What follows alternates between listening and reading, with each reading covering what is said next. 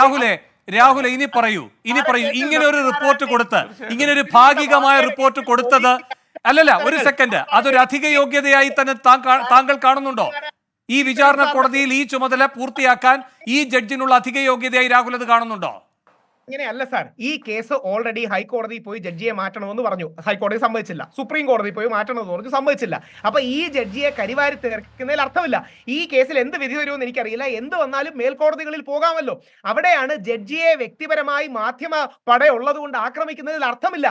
ജഡ്ജിയെയോ ജുഡീഷ്യറിയോ ഇകഴ്ത്തി കാണിക്കുന്നതിൽ meaning ഇല്ല. ഇവർക്ക് മേൽക്കോടതികളിലേക്ക് ഇനിയും പോകാമല്ലോ. ഈ വിധി വന്നാൽ തീരുന്നൊന്നുമില്ലല്ലോ. അല്ലെങ്കിൽ ഈ വിധി എങ്ങനെ വേണമെങ്കിലും വരാം. അതിന് മേൽക്കോടതികളിലേക്ക് പോവുകയും ചെയ്യാം, അതിന്റെ മേൽക്കോടതികളിലേക്ക് പോവുകയും ചെയ്യാം.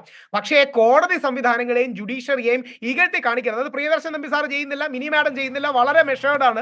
പക്ഷേ മാധ്യമങ്ങളിലെ ചില സുഹൃത്തുക്കളെങ്കിലും കോടതിയെ ഇകഴ്ത്തി കാണിക്കാനും ജഡ്ജി മോശക്കാരിയാണെന്ന് ചിത്രീകരിക്കുന്നു. അങ്ങനെയല്ല, ഈ ജഡ്ജി കോടതിയെ ഇകഴ്ത്തി കാണിക്കുക, ജഡ്ജിയെ മോശക്കാരിയോ അല്ലെങ്കിൽ മോശക്കാരനോ ആക്കുക, അതല്ല.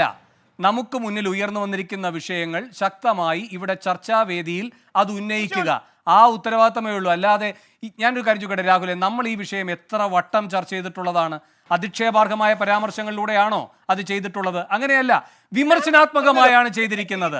അത് ഇത്തരം ന്യായാസനങ്ങളിൽ ഇരിക്കുന്നവർക്ക്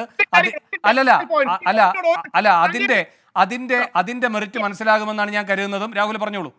മാത്രം പറയാൻ ഒരു വരി. ആദ്യം മുതലേ ഞാൻ പറഞ്ഞിരുന്ന ടാമ്പറിംഗ് എന്നൊരു കാര്യം ഇവിടെ നടന്നു എന്നതിന് തെളിവോ കാര്യങ്ങളോ ഇല്ല. രണ്ട്, ഫയലിന്റെ ഹാഷ് വാല്യൂ മാറിയിട്ടില്ല. ഇതൊക്കെ ഫാക്ടുകളാണ്, ഇതൊക്കെ കണ്ണിക്കാൻ കഴിയാത്ത. അപ്പോൾ ഞാൻ ഒരു സംശയം ചോദിച്ചോട്ടെ രാഹുൽ, ഏറ്റവും ശക്തമായ വാദമായതുകൊണ്ട് ചോദിക്കുകയാണ്. അല്ല ഒരു സെക്കൻഡ്, ഒരു ഫോറൻസിക് റിപ്പോർട്ട് എന്ന് പറയുന്നത് ഒരു ഉദ്യോഗസ്ഥൻ തരുന്നതാണ്. ഞാൻ സാങ്കല്പികമായി പറയുകയാണ്, ഫോറൻസിക് ഉദ്യോഗസ്ഥൻ തരുന്നതാണ്.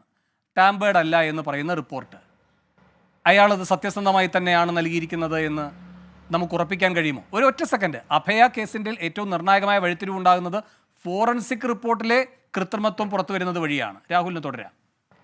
എനിക്കൊരു മുൻവിധിയുമില്ലേ? അങ്ങയുടെ വാദഗതിയുടെ അടിത്തറ ഈ പറയുന്ന ഹാഷ് വാല്യൂ മാറിയിട്ടില്ല എന്ന ഫോറൻസിക് റിപ്പോർട്ട് ആയതുകൊണ്ട് മാത്രം ഞാൻ പറഞ്ഞതാണ്.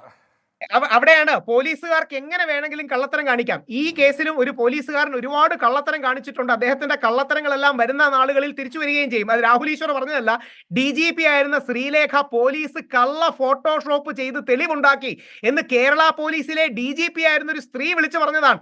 പോലീസുകാർ വ്യാജ ഫോട്ടോഷോപ്പും, അതും നോൺ പെയ്ഡ് ആയിട്ടുള്ള ഏതോ ചീപ്പ് വെർഷൻ ഓഫ് ഫോട്ടോഷോപ്പ് പോലും ഉപയോഗിച്ചു എന്ന് ഇന്ന് ആ ചിത്രങ്ങൾ കണ്ടാൽ നമുക്ക് മനസ്സിലാകും. അപ്പം പോലീസിന്റെ ഭാഗത്തെ പുഴുക്കുത്തുകളും കള്ളത്തരങ്ങളും നമ്മൾ കണ്ടതാണ്.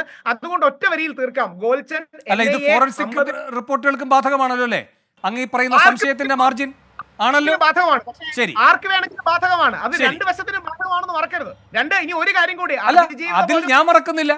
അങ്ങ് ഇതിന്റെ ആധാരശിലയായി പറയുന്ന കാര്യം സനാതന സത്യമാണെന്ന് മാത്രം പറയാതിരുന്നാൽ മതി. അതിപ്പോ അങ്ങ് പറഞ്ഞല്ലോ, ഫോറൻസിക് റിപ്പോർട്ടിന്റെ കാര്യത്തിലും വേണമെങ്കിൽ ഏതെങ്കിലും തരത്തിൽ പക്ഷപാതപരമായ റിപ്പോർട്ടുകൾ ഉണ്ടാകാം. ആണല്ലോ, അതിജീവിത പോലും അത് അല്ല, അത് ഞാൻ പറഞ്ഞില്ലേ, അതുകൊണ്ടാണ് ഞാൻ പറഞ്ഞത് സാങ്കല്പികമായാണ് ഞാൻ ഈ കാര്യം പറയുന്നത് എന്ന് പ്രത്യേകം പറഞ്ഞതിന്റെ കാര്യം. ശരി.